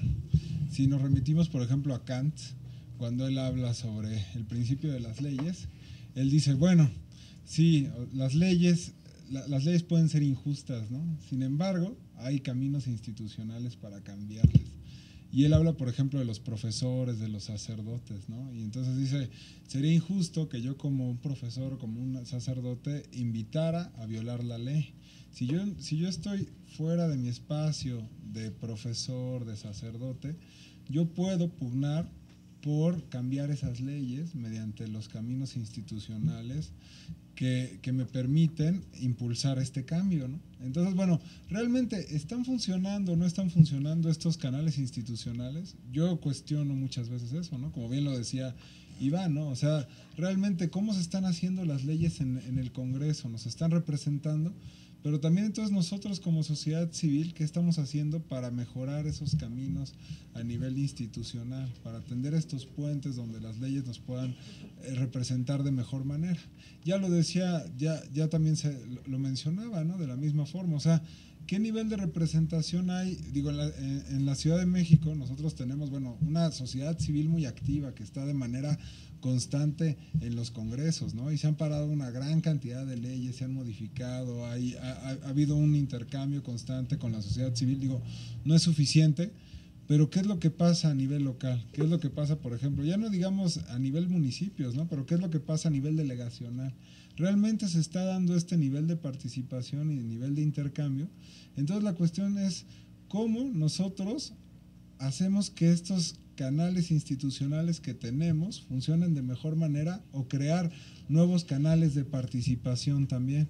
Y entonces, bueno, sobre si alguien decide violar una ley injusta, bueno, también es el punto de una ley injusta a los ojos de quién, ¿no? O sea, entonces, si cada quien va a juzgar que una ley es injusta, entonces pues todos tendríamos derecho a violar la ley desde nuestra propia percepción. Recordemos que desde Platón y de Aristóteles el principio de justicia está basado en las leyes, ¿no? Entonces, ¿es justo o es injusto? Dependiendo de la ley. Y si entonces para nosotros se nos hace justo, pues hay que cambiar la ley, ¿no? Y entonces, bueno, yo lo dejo con esta primera cuestionamiento. Gracias. Bueno, me parece que tenemos que plantear de manera muy específica un antes y un después de las cosas. Y a partir del después, un esquema de evolución en el que todavía estamos inmersos. Digamos que el sistema de interpretación y de aplicación de la ley, vamos a referirnos al caso concreto de México. El sistema de interpretación y aplicación de la ley en México, a partir de 2011, ha cambiado de manera sustancial. Y yo hacía la referencia, en el caso del control difuso, a que, por ejemplo, si había una ley que era ostentosamente inconstitucional en el orden local, la Corte había determinado, nuestra Santa y Suprema Corte, había determinado que el juez estaba obligado a aplicar esas leyes y que al aplicar la ley en el estricto sentido de su literalidad, el juez cumplía con la Constitución como nuestra máxima expresión del orden en la sociedad. Bueno, esa fue, y miren y veamos, ese es un principio que viene desde la Constitución mexicana de 1824. Ahí se insertó esa norma, que es una copia de la Constitución de Estados Unidos. La gran diferencia que tenemos es que desde aquella época en Estados Unidos, en el famoso caso del juez Marshall, ya había una determinación de la Corte Suprema de que el juez local sí podía por lo menos llevar a cabo la inaplicabilidad de esa norma que considerara inconstitucional. Nosotros, con nuestra propia forma de interpretar la Constitución, decíamos que entonces el juez local tenía que ajustarse a esa norma. Y ese principio de interpretación que la Corte llevó a cabo, pues se aplicaba en todo, ¿no? O sea, por eso decía yo, principio de legalidad entendido como una forma de ajustarnos a la ley y como una forma de hacer que la ley se aplique como la ley establece. ¿Por qué digo que es, bueno, ese es el antes? ¿Por qué digo que hay que tomar en cuenta como un después lo que pasa en 2011?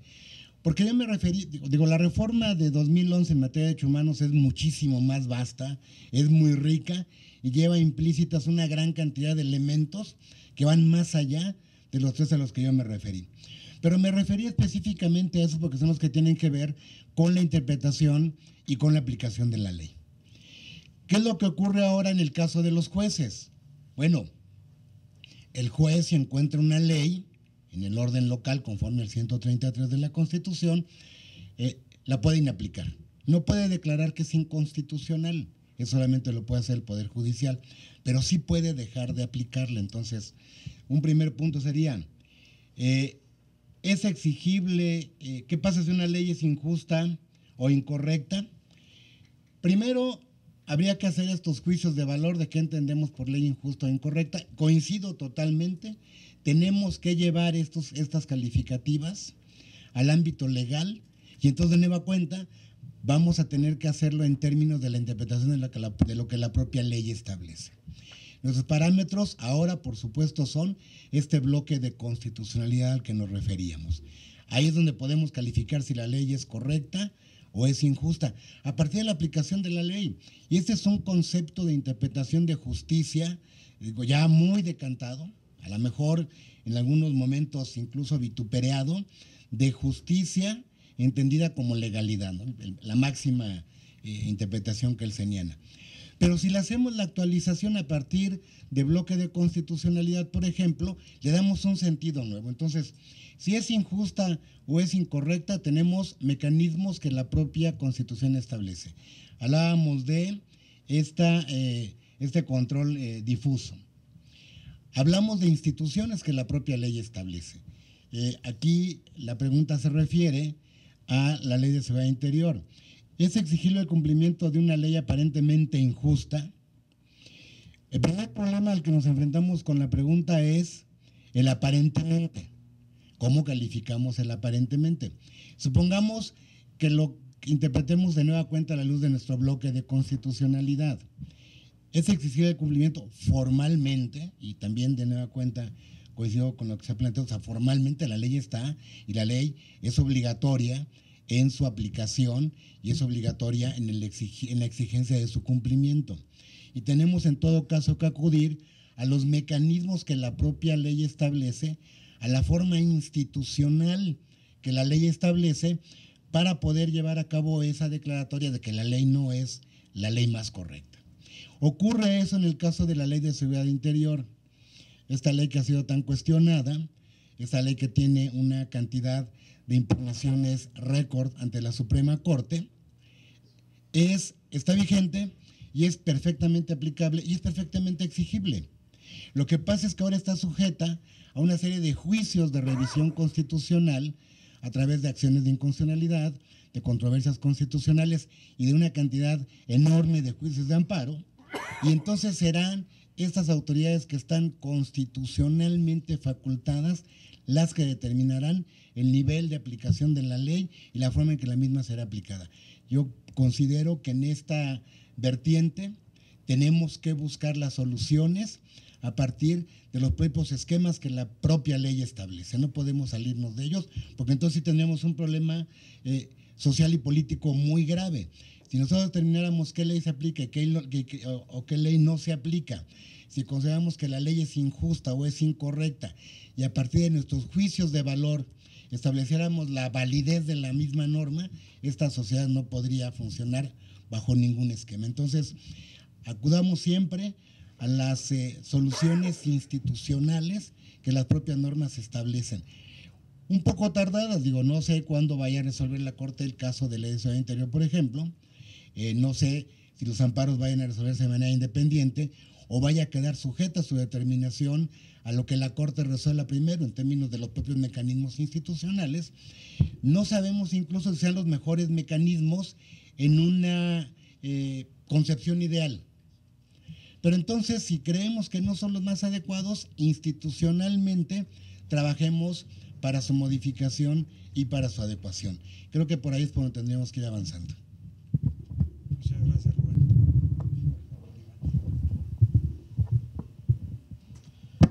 Gracias por la pregunta. Yo también me iría como por esa respuesta institucional, ¿no? Pues ampárense, cuando crean que es una ley injusta, pues nos amparamos, ¿no? O le pedimos a una de las comisiones que intervenga una acción de inconstitucionalidad, pero justamente buscando las vías institucionales al respecto. Pero igual la pregunta no es menor, porque también, o sea, yo pensaba en el caso de Ley de Seguridad Interior, ¿qué más faltó? ¿No? O sea, la Ley de Seguridad Interior, de verdad, yo creo que solamente quienes la aprobaron y quien la promulgó, la defiende. Pero yo no he encontrado nada, o sea, desde el Alto Comisionado de Naciones Unidas, la Comisión Nacional, la comisión de varias comisiones estatales, amparos, incluso acciones del mismo Senado se presentaron. Ahí es cuando uno dice, bueno, si hubo no sé cuántas firmas también que le pidieron. Entonces, ¿qué pasa cuando se rompe esa idea, o sea, esa cercanía que tiene que haber entre el representante y el representado, ¿no? O sea, ¿qué otras vías institucionales se les pudieron plantear al Senado de la República, a la Cámara de Diputados o al presidente para que no las promulgara de todo lo que se hizo, ¿no? O sea, ya no hubo, en el espacio nacional ya no lo hubo, y por eso justamente la semana pasada, en las audiencias de la Comisión Interamericana de Derechos Humanos, nuevamente se vuelve a hacer el planteamiento, incluso le pide, pues, Comisión Interamericana, ¿no? Por favor, pídele a la Corte Interamericana que abra una opinión consultiva sobre el tema de la Ley de Seguridad Interior, ¿no? Y eso ya, por lo menos la Comisión Interamericana ya dijo, sí se lo vamos a pedir a la Corte que abra una opinión consultiva sobre este tema, ¿no? Y entonces y además lo que va a hacer la Comisión Interamericana es, le va a mandar a la Suprema Corte de Justicia de la Nación como todo un compilado, ¿no? De todas las, digamos, de todos los impactos que tiene en el marco convencional la Ley de Seguridad Interior, ¿no? Entonces se lo van a mandar a los ministros de la Suprema Corte de Justicia de la Nación. Ojalá que escuchen, dejemos ese ya. Mejor cuando ya decidamos, hacemos otro foro y ya vemos, no opinemos antes, ¿verdad? Para qué es lo que va a pasar ahí en la Suprema Corte. Bueno, y me voy a adelantar un poquito ya algunas de las preguntas que me plantearon, ¿no?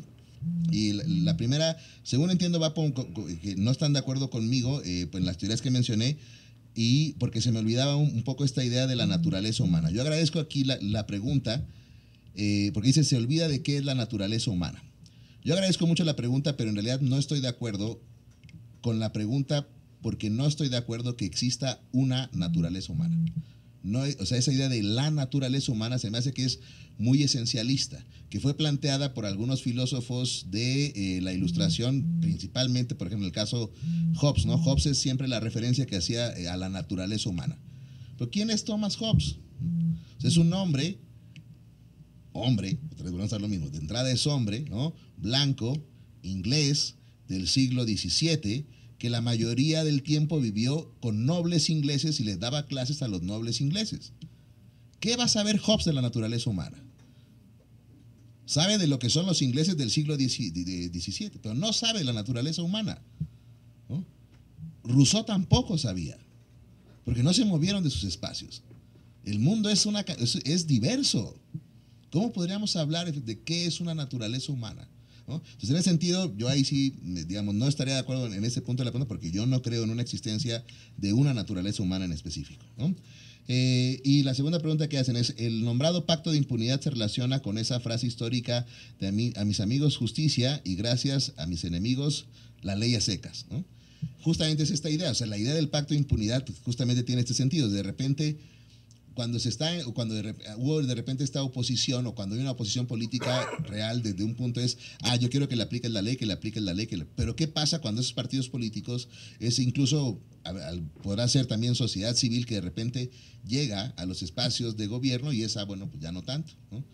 Eso es lo que se debe de romper, esa cultura del amiguismo, esa cultura de las cuotas y los cuates, esa cultura del proteger. Ahí es donde hay una parte fundamental de la cultura de la ilegalidad, ¿no? Entonces yo pararía en estos momentos por aquí. Muchas gracias. Tenemos dos preguntas más, una dirigida al panel, entiendo que Iván tiene que salir dentro de unos minutos. Verónica plantea, dice, con relación a la legalidad, ¿qué importancia damos a la reforma del 16 y 17 constitucionales que van a entrar en vigor? No sé quién. Pero, ¿se refieren a la de...? ¿Se refería a la del 17 que se puso que ya no se van a seguir los procesos con tanta formalidad? ¿O que sí? No sé si quiero. Bueno, esa reforma a mí me llamó o sea, a mí en realidad esa fue de las que más me ha gustado últimamente, justamente por este planteamiento que hacen, que sí se refiere a esta, ¿no? Del 17, que en términos generales lo que plantea es que los procesos que son jurisdiccionales o cuasi jurisdiccionales ya no se regirá por el formalismo, sino que se regirá más para atender el problema, ¿no?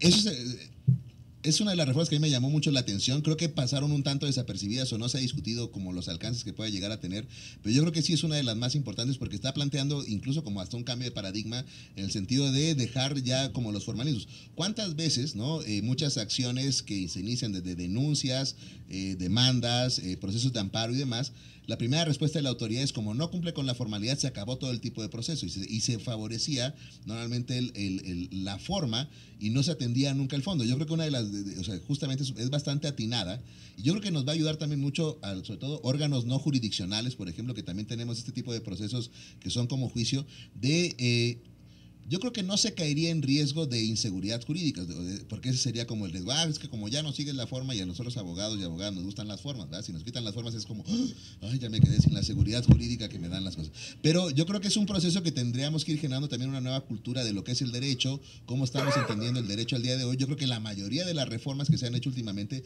también ya tienden más hacia un sentido material del derecho y ya no tanto la idea de formal. Entonces, yo creo que si empezamos más bien como a abrir estos espacios de discusión sobre cuáles son los alcances de estas reformas que hicieron al 17, yo creo que sería una ventaja, ¿no? Y se abría ahí un panorama muy interesante respecto a lo que se podría ir solucionando en cuanto a muchos temas que se quedan o sea, que se pierden porque ya como hacemos una cuestión de formalidad ya no vamos al fondo y ahí se genera una mayor injusticia, ¿no? No sé si quisieran.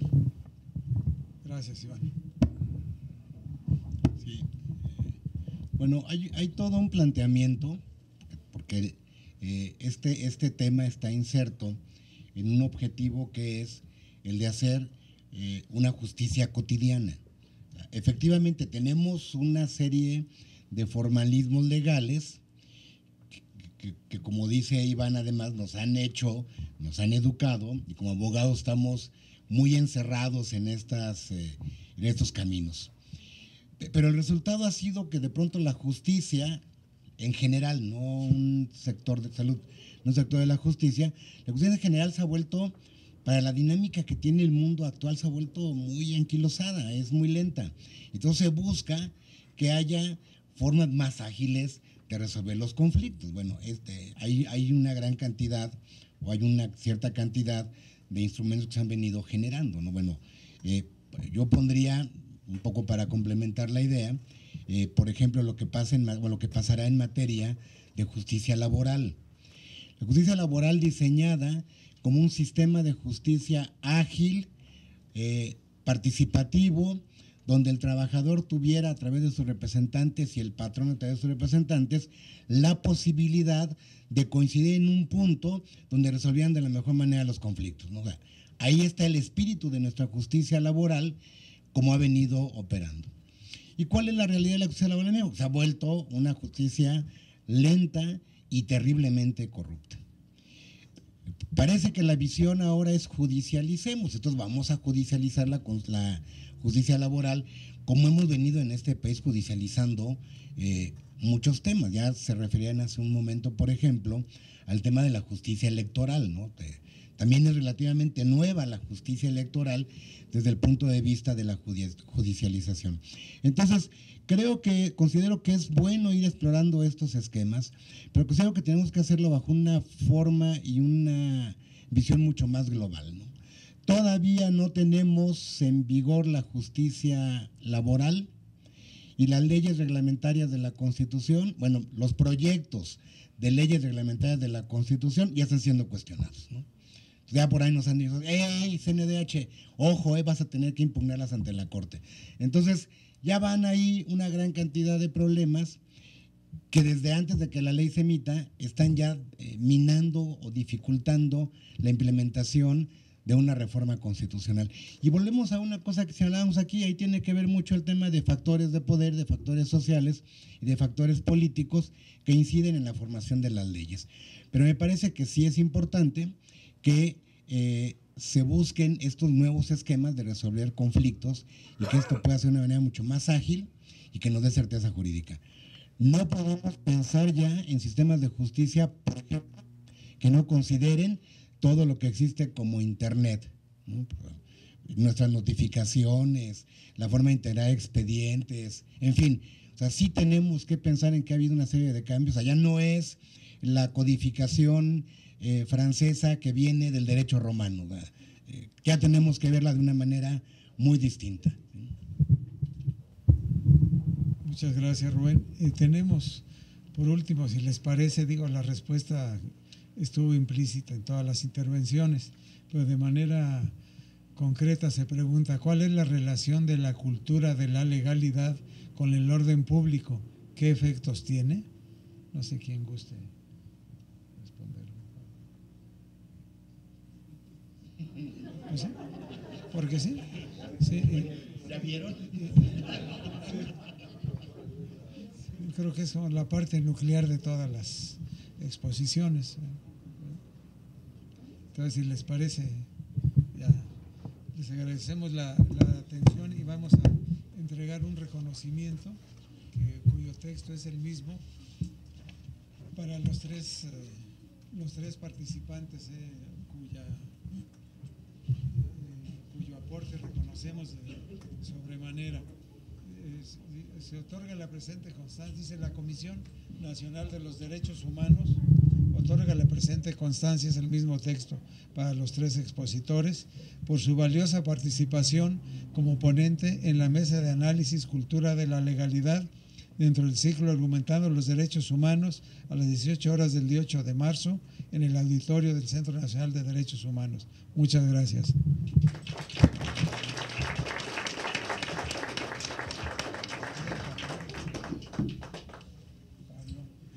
Iván ya se había levantado. Pues muchas gracias, buenas noches, los esperamos martes y jueves por acá.